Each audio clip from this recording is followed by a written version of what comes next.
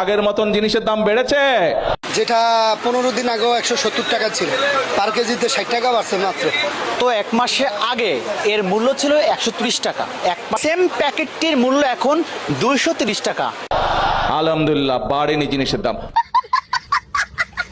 এই সরকার জনগণের সরকার, সেই জন্য বিএনপি জনগণের জন্য এই কাজগুলো করছে। তারেক জিয়া তো আমাদের সরকার না, তারেক জিয়া তো অবৈধ সরকার। সো আমার কাছে মনে হচ্ছে যে একটা বেসামাল সরকারের হাতে এই দেশ। যেই কাজগুলো করলে জনগণের পেটে অন্নের সংস্থান হবে।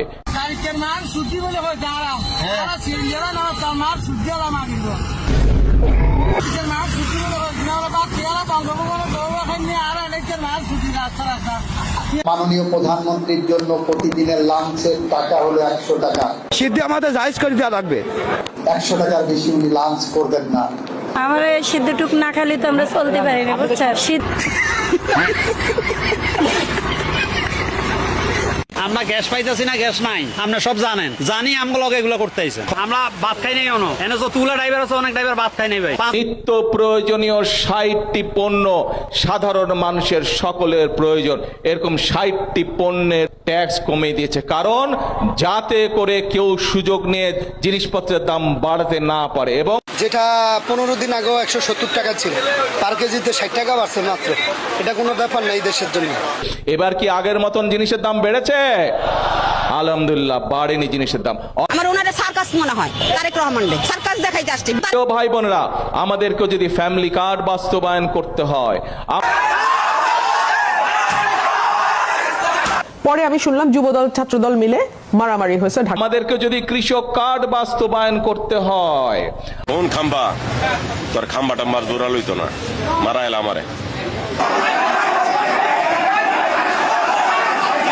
আমাদেরকে যদি খাল খনন কর্মসূচি বাস্তবায়ন করতে হয়,